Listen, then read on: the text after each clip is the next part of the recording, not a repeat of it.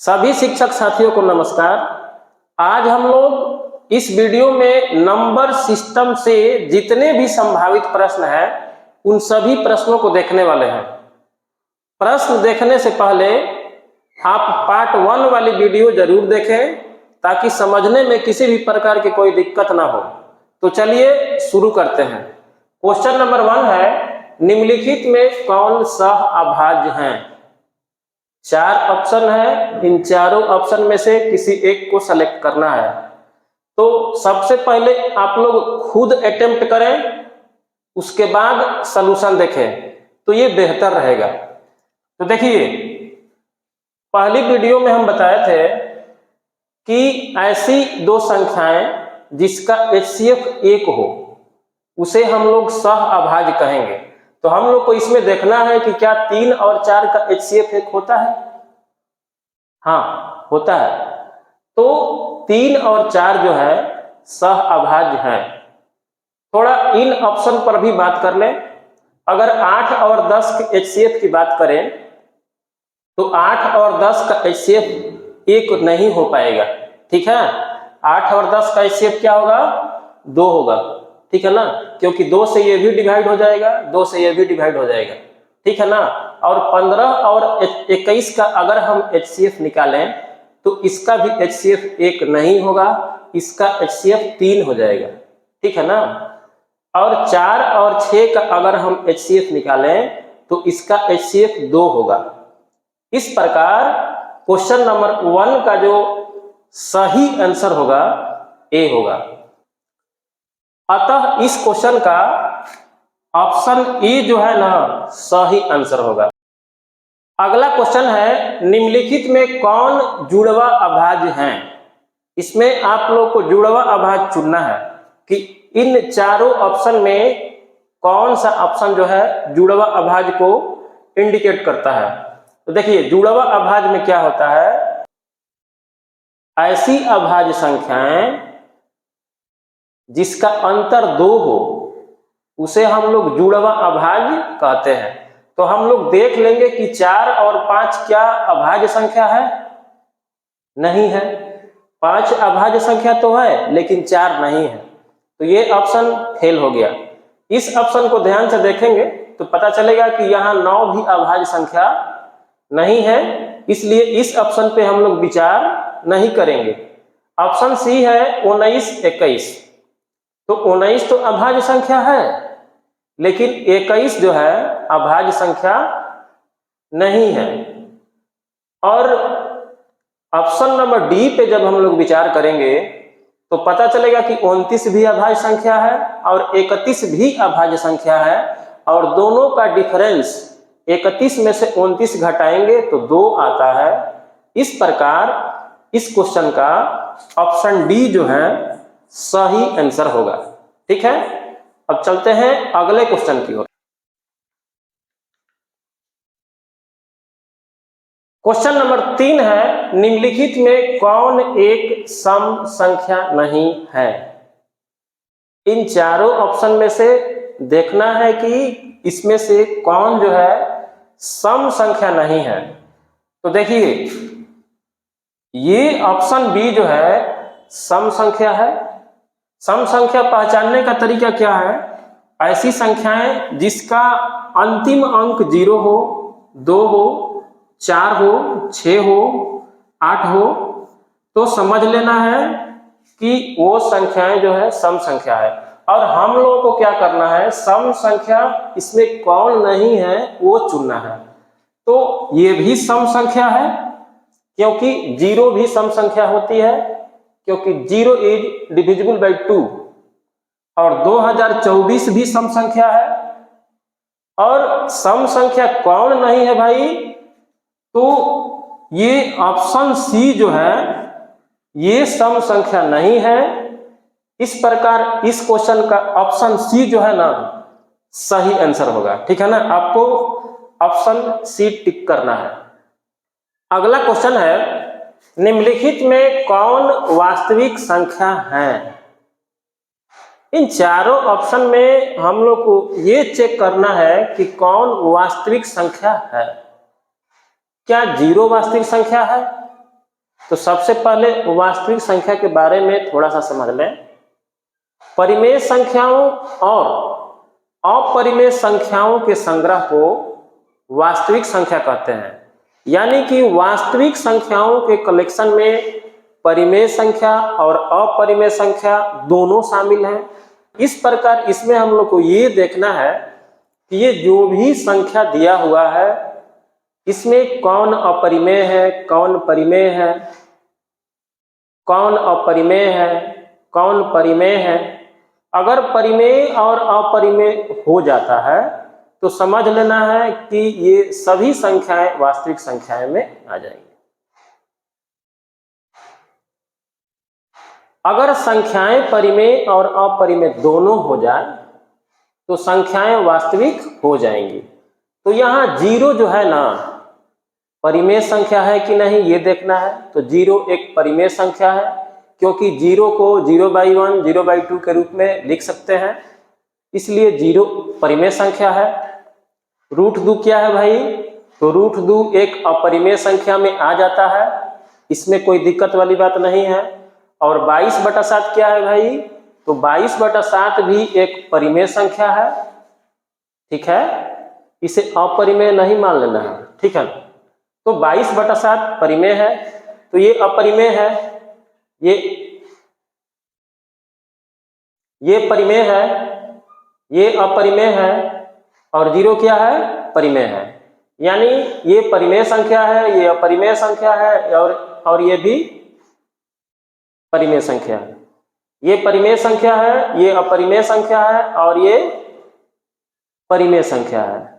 तो जितना भी ऊपर ऑप्शन दिया हुआ है ये सभी संख्याएं या तो परिमेय संख्या है या अपरिमेय संख्या है। इसलिए ऊपर वाले सभी जो ऑप्शन है वास्तविक संख्या के अंतर्गत आ जाएंगे। इस प्रकार ऑप्शन डी जो है इसका सही आंसर होगा, ठीक है। अगला क्वेश्चन है, यदि x वास्तविक संख्या हो तो x - 2 = 0 का हल है। कहां से कहां तक इसका हल होगा ये हम लोग को चेक करना है। तो सबसे पहले हम लोग क्या करेंगे, यहां लिख लेंगे x - 2 = 0। अब हम लोग इस -2 को बाएं साइड से हटाएंगे। तो बाएं साइड से हटाने का तरीका ये है कि बोथ साइड में 2 जोड़ दिया जाए, ठीक है। अगर हम लोग 2 जोड़ते हैं तो इधर से ये कट जाएगा और x = 2 हो जाएगा। इसका मतलब आप लोग को समझना है, यानी x > 2 का मतलब होता है जो वास्तविक संख्याएं है ना वो 2 से बड़ा होना चाहिए। तो देखिए 2 से जब बड़ा होगा, जैसे मान लीजिए कि यहाँ 2 है और इधर इन्फिनिटिव है, इधर अनंत है यानी इन्फिनिटिव है, और इधर -इन्फिनिटिव है, ठीक है। तो ये जो हमारा इक्वेशन है ये कह रहा है कि x का मान बड़ा है 2 से, यानी कि 2 से बड़ा जो है इधर वाले पार्ट को इंडिकेट करेगा। और जिसमें आपको ये भी ध्यान रखना है कि x = 2 लिखा है, इसका ये मतलब होता है कि 2 को उसमें इंक्लूड नहीं करना है। इसका मतलब कि हम लोग का जो आंसर होगा 2 से इन्फिनिटिव तक हो जाएगा। इसका मतलब होता है कि 2 को नहीं लेना है, 2 के बाद जितनी भी बड़ी संख्याएं होंगी उन सभी संख्याओं को ले लेना है।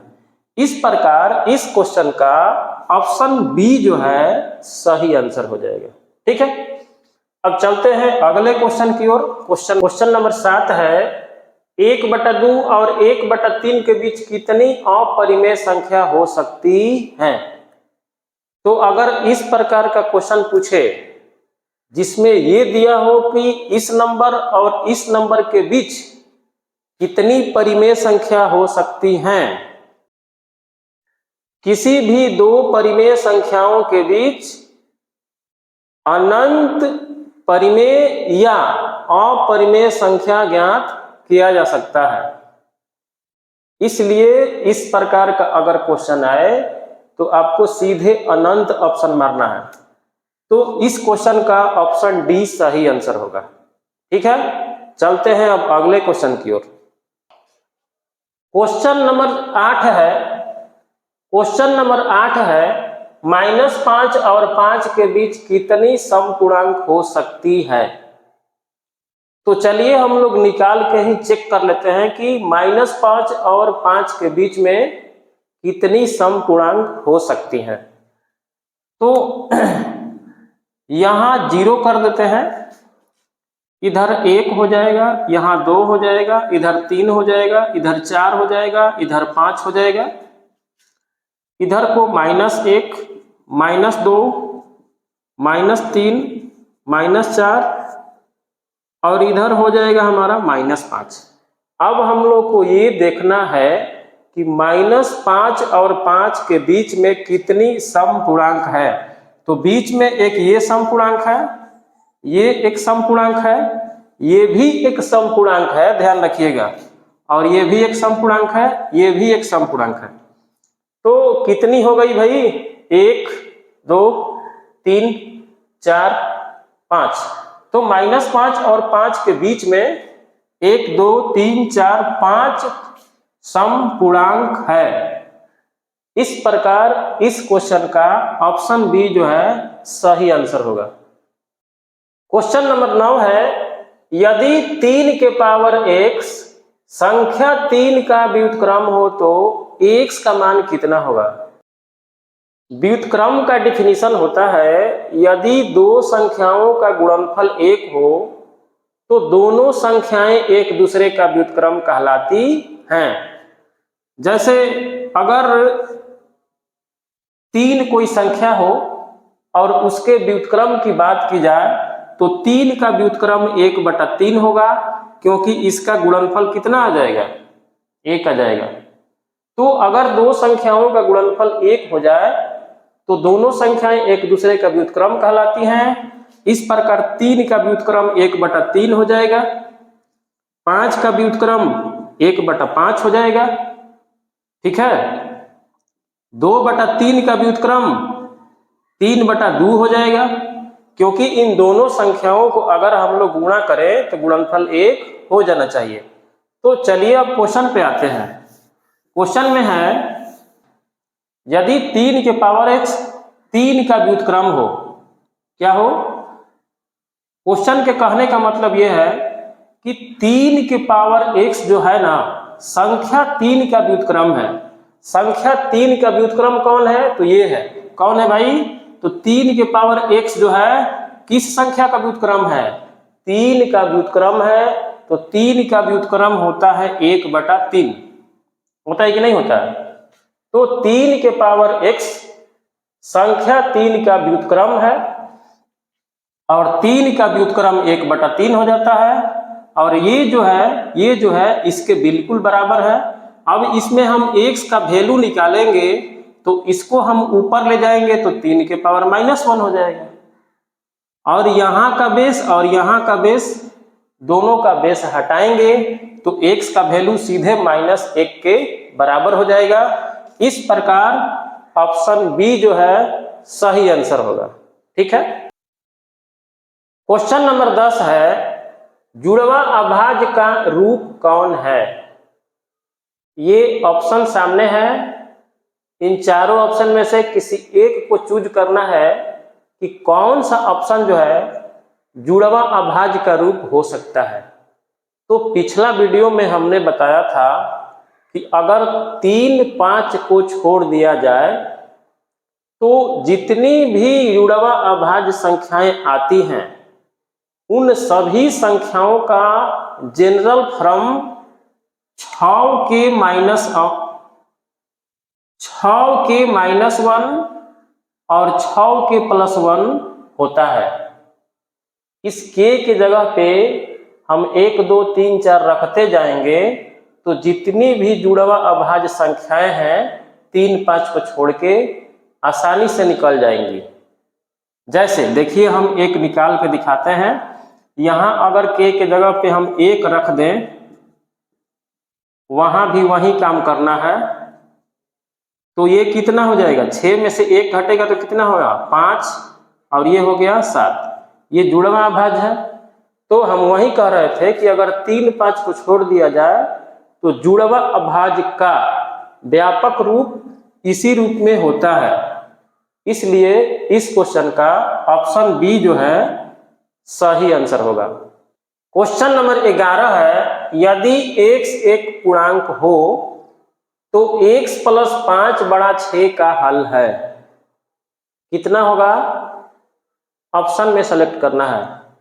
तो चलिए हम लोग इसको सॉल्व कर लेते हैं, उसके बाद ऑप्शन चूज करते हैं। यहाँ x + 5 > 6 है। हम इस 5 को उठा के उधर कर देंगे तो ज़्यादा दिक्कत होने वाला नहीं है, साइन जैसा का तैसा ही रहेगा, ठीक है ना। और 6 में से 5 घटाएंगे तो ये 1 हो जाएगा। ये बता रहा है कि x का मान जो है 1 से बड़ा होगा, लेकिन इस बात का ध्यान रखना है कि x एक क्या है भाई, इंटीजर्स है, यानी कि पूर्णांक संख्या है। तो पूर्णांक संख्या होना चाहिए कहाँ से भाई, 1 से बड़ा होना चाहिए। तो 1 से बड़ा पूर्णांक इस ऑप्शन में किसमें दिया गया है, तो इस ऑप्शन को अगर ध्यान से देखा जाए तो 1 से बड़ा 2 होता है, 3 होता है, 4 होता है, और डॉट डॉट डॉट कर देना है। और ये जो है इस क्वेश्चन के सॉल्यूशन को दर्शाता है। इसलिए इस क्वेश्चन का ऑप्शन बी जो है सही आंसर होगा, ठीक है। क्वेश्चन नंबर 12 है, निम्नलिखित में कौन परिमेय नहीं है।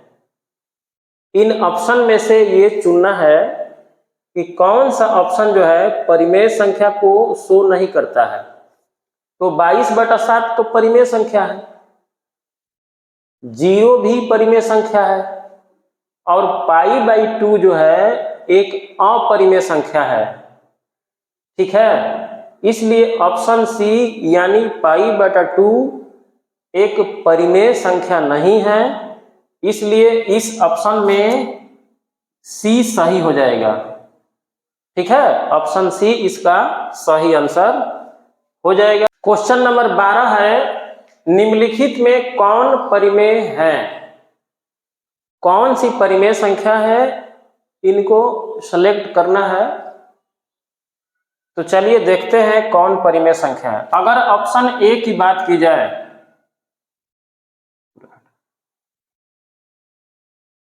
क्वेश्चन नंबर 12 है, निम्नलिखित में कौन परिमेय है। Option A, option B, option C, option D. तो बारी बारी से हम लोग सभी ऑप्शन पे विचार करते हैं। ऑप्शन ए है, ऑप्शन ए है 3√8/√2। अगर इसे हम लोग सॉल्व करें तो इसका वैल्यू हो जाएगा 2√2 और बाई√2, तो ये कट जाएगा, कट के कितना हो जाएगा 6 हो जाएगा। यानी कि ये कितना आ गया 6 आ गया।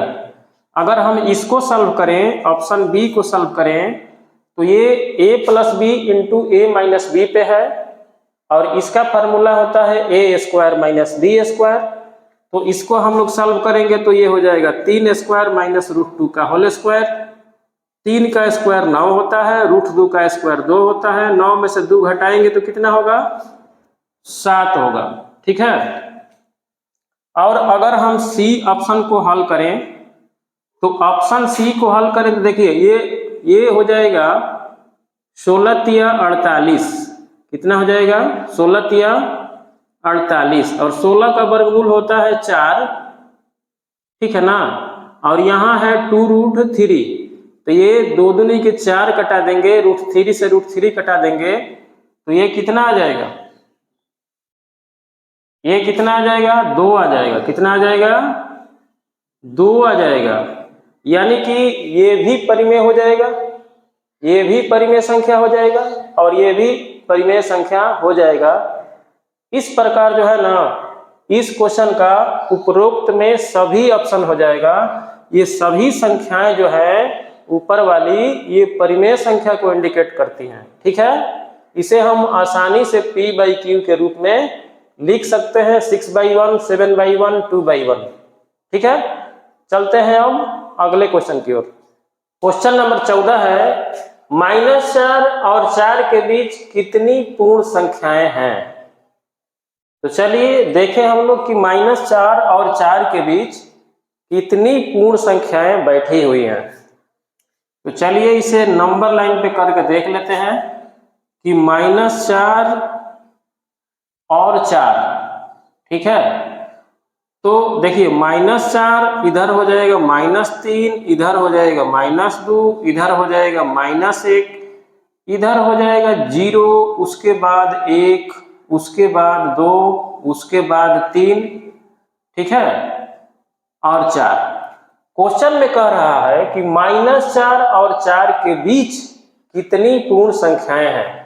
तो -4 को छोड़ दीजिए और 4 को भी छोड़ दीजिए, क्योंकि दोनों के बीच की बात कह रहा है। तो ये जितनी संख्याएं दिख रही हैं, इन संख्याओं में कौन कौन सी संख्याएं पूर्ण संख्या है, उसको सेलेक्ट करके गिनिए कितना है। तो ये तो पूर्ण संख्या है नहीं, ये भी पूर्ण संख्या नहीं है, ये भी पूर्ण संख्या नहीं है। तो पूर्ण संख्या कब है? 1 गो, 2 गो, 3 गो, 4 गो, यानी 0, 1, 2, 3। ये क्या है भाई? ये पूर्ण संख्या है। कितनी है? तो 1, 2, 3, 4, 4 है। इसलिए इस क्वेश्चन का ऑप्शन ए सही होगा। ठीक है, चलते हैं अब अंतिम क्वेश्चन की ओर। ठीक है, 15वां और अंतिम क्वेश्चन है, यदि सबसे छोटी प्रकृत संख्या 3 की पावर x - 4 हो तो x बराबर कितना हो सकता है? इन ऑप्शन में सेलेक्ट करना है। तो इसका कहना यह है कि सबसे छोटी प्रकृत संख्या इतना है। तो सबसे छोटी प्रकृत संख्या कितनी होती है भाई? तो सबसे छोटी प्रकृत संख्या 1 होती है। और ये किसके वैल्यू के बराबर है? तो सबसे छोटी प्रकृत संख्या इसके वैल्यू के बराबर है। ठीक है, तो हम लोग को करना क्या है? हम लोग को x का वैल्यू पता करना है। तो यहां तो 3 है बेस पे और यहां 1 है। अब हम क्या करें कि यहां भी बेस 3 बन जाए। तो इसमें हम लोग क्या करेंगे, यहां 3 का पावर 0 कर देंगे, क्योंकि किसी भी संख्या का पावर अगर 0 कर दें तो उसका वैल्यू कितना होता है? 1 होता है। और यहां भी हम लोग क्या करेंगे, x - 4 लिख देंगे। अब इधर का जो बेस 3 है, ये बेस हट जाएगा और ये x - 4 के बराबर हो जाएगा। तो अगर इसे सॉल्व करें और -4 को इधर लाएं तो प्लस में हो जाएगा, इधर x रह जाएगा, यानी कि x का वैल्यू जो है 4 के बराबर होगा। और देखते हैं कि ऑप्शन में 4 है कि नहीं है। तो ऑप्शन में दूर दूर तक कहीं 4 नहीं दिख रहा है, इसलिए इस क्वेश्चन का ऑप्शन डी इनमें से कोई नहीं सही हो जाएगा। ठीक है, फिर मिलेंगे एक नए धमाकेदार वीडियो के साथ। धन्यवाद।